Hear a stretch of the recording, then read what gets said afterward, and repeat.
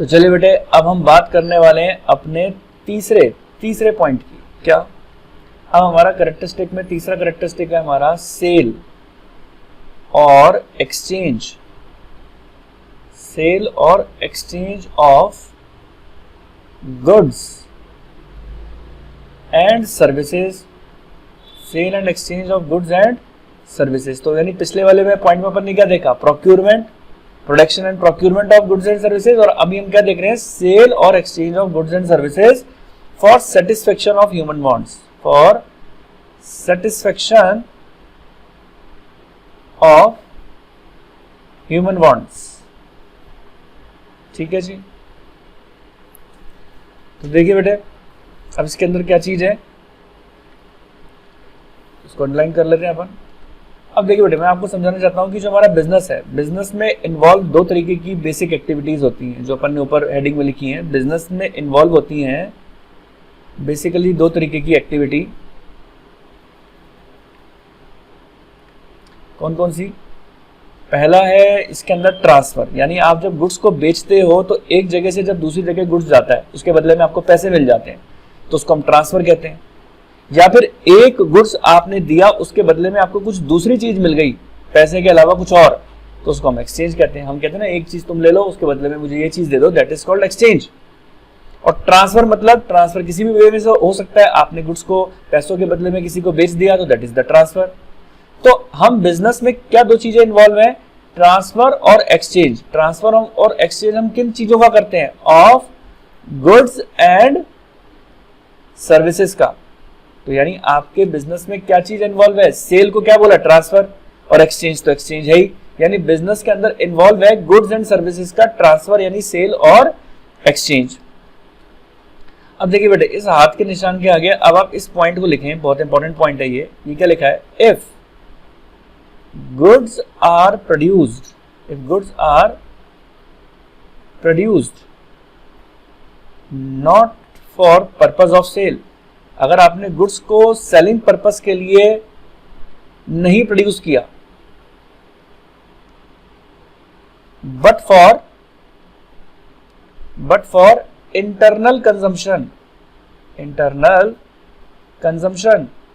ठीक है, but for internal consumption it cannot be called business activity। अब आप बोलेंगे सर इसका क्या मतलब है? तो चलो बेटे, इस बात को मैं एक डायग्राम से बात समझाने की कोशिश करता हूं कि इस बात का क्या मतलब है। मैंने कहा देखिए बेटे, आप इस डायग्राम से इस बात को समझें।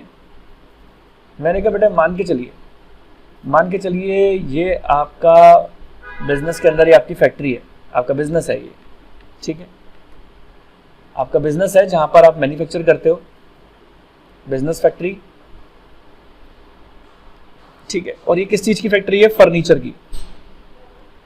इस फर्नीचर की फैक्ट्री के अंदर ऑब्वियस सी बात है, आप फर्नीचर बनाते होगे, टेबल बनती होगी, चेयर बनती होगी। लेकिन इस टेबल चेयर को बनाने के लिए आपको नेल्स की यानी कीलों की जरूरत पड़ती है।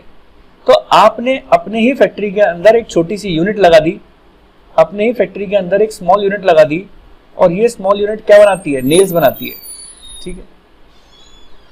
तो देखिए बेटे, अब ये जो स्मॉल यूनिट बना दी गई है, ये नेल बनाने की है, यानी कीले बनाने की एक हमने स्मॉल यूनिट डाल दी, जहां पर फैक्ट्री के अंदर, ये स्मॉल फैक्ट्री है एक तरीके से, जहां पर प्रोडक्शन होता है। किस चीजों का प्रोडक्शन होता है? कीलों का।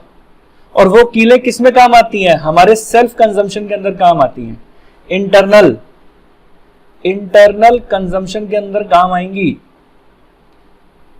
तो लिखा है ना, if goods are produced not for purpose of sale but for internal consumption it can not be called business activity. This means अगर ये इंटरनल कंजम्पशन हो रहा है तो ये बिजनेस एक्टिविटी का पार्ट नहीं माना जाएगा। ओवरऑल जब फर्नीचर बन के तैयार होगा और ये बेचा जाएगा, that is the business activity, ये बिजनेस एक्टिविटी का पार्ट माना जाएगा। अब आप देखिए बेटे, अब मैं आपको इसका एक और एग्जांपल देता हूं। फॉर एग्जांपल, तो देखिए बेटे, तो चलिए बेटे हम इसका एग्जाम्पल देखते हैं। और एक एग्जाम्पल है अपने पास, मान के चलिए कुकिंग फूड हो रहा है, कुकिंग फूड। अगर फूड कुक कर रहे हैं, अब देखिए बेटे एग्जाम्पल के तौर पे अगर आप कुक फूड कर रहे हैं at home for family, family के लिए अगर कुकिंग हो रही है फूड की, तो अगर घर पे ही यानी अपनी फैमिली के लिए अगर आप फूड कुक करते हैं तो वो not a business activity, not a business activity. ठीक है। और यही अगर मैं आपको बोलता हूं कि अगर फूड कुक हो रहा है एक रेस्टोरेंट में, selling it to, cooking food for selling it to other in a restaurant, अगर रेस्टोरेंट में फूड कुक हो रहा है दूसरों को सेल करने के लिए, तो इसको क्या कहलाई जाएगी, ये बिजनेस एक्टिविटी कहलाई जाएगी। तो ये था इसका पूरा पॉइंट।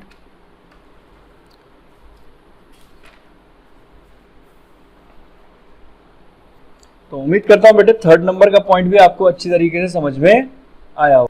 तो चलिए बेटे अब हमारे पास फोर्थ नंबर की कैरेक्टरिस्टिक है हमारी।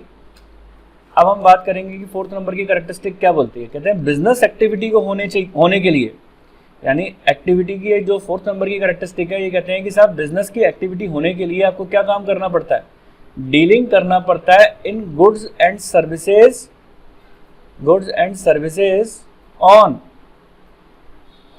रेगुलर बेसिस, रेगुलर बेसिस के ऊपर। ठीक है। जो आप कभी कभार करते हो वो कभी भी आपकी बिजनेस एक्टिविटी का पार्ट नहीं बनता। अगर आप गुड्स एंड सर्विसेज में डील कर रहे हैं तो आपको रेगुलर बेसिस के अंदर डील करना पड़ेगा।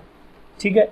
तो अब आप देखिए लिखें इसके अंदर डीलिंग, डीलिंग को आप क्या बोलते हैं, डीलिंग और परचेज, डीलिंग बोले या फिर बोले purchase and sale of goods and services, purchase and sale of goods and services on regular basis. आपको रेगुलर बेसिस के ऊपर करना पड़ेगा, कभी कभार किया हुआ सेल परचेज बिजनेस एक्टिविटी का पार्ट नहीं माना जाता। ठीक है। इसके बाद आती है बेटे बात, देखिए यहां पर जैसे अब मैं यहां पर बोलूं वन सिंगल ट्रांजैक्शन, वन, तो देखिए बेटे लिखा है one single transaction, one single transaction for purchase and sale. यानी अगर आप उसको रेगुलर बेसिस पर नहीं करते हो, कोई एक सिंगल ट्रांजैक्शन है परचेज एंड सेल का, it does not constitute a business activity. तो जो रेगुलर बेसिस पर है that is the business activity, क्योंकि ये इसकी कैरेक्टरिस्टिक है कि जो रेगुलर बेसिस पर होगा। तो इसको आप क्या मानोगे, एक सिंगल ट्रांजैक्शन कैजुअली कभी कभार हो रहा है तो does not constitute business activity. तो ये आपकी बिजनेस एक्टिविटी नहीं मानी जाती। ठीक है।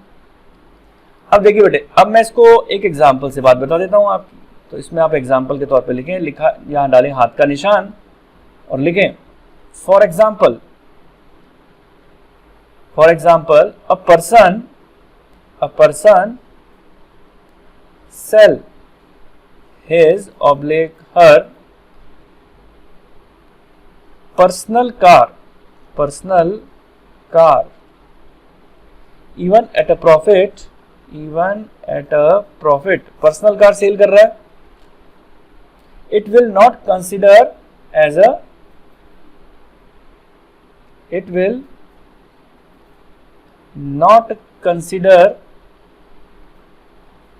अ business, but if he oblique she sell it on regular basis, यानी उसका वर्क ही यही है कि वो कारें खरीदना और उसको बेचना, फिर खरीदना फिर बेचना, रेगुलर बेसिस पर अगर वर्क करता है तो उसको क्या माना जाएगा, through shop it is a business. तो उसको हम क्या मानेंगे कि वो हमारा बिजनेस है।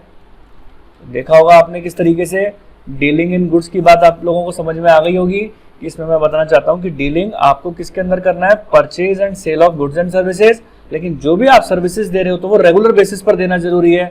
अगर आप गुड्स को परचेज सेल कर रहे हो तो उसको रेगुलर बेसिस पे करना जरूरी है, ठीक है। अगर आप कभी कभार कैजुअली कोई ट्रांजेक्शन कर देते हो, वन सिंगल ट्रांजेक्शन कर देते हो कैजुअली, तो वो आपका बिजनेस एक्टिविटी, आपका बिजनेस ट्रांजेक्शन नहीं माना जाता।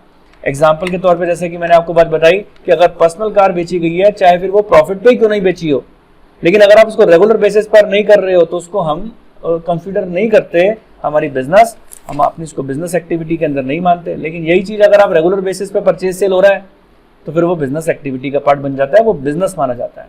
मैं उम्मीद करता हूं कि आपको मेरा वीडियो पसंद आया होगा। मेरा वीडियो पसंद आया, इसको लाइक करें, सब्सक्राइब करें, शेयर करें। मेरे आगे के वीडियोस पाने के लिए बेल आइकन नोटिफिकेशन दबाएं, जिससे आपको मेरे आगे आने वाले वीडियोस का नोटिफिकेशन मिलता रहे। तो बने रहें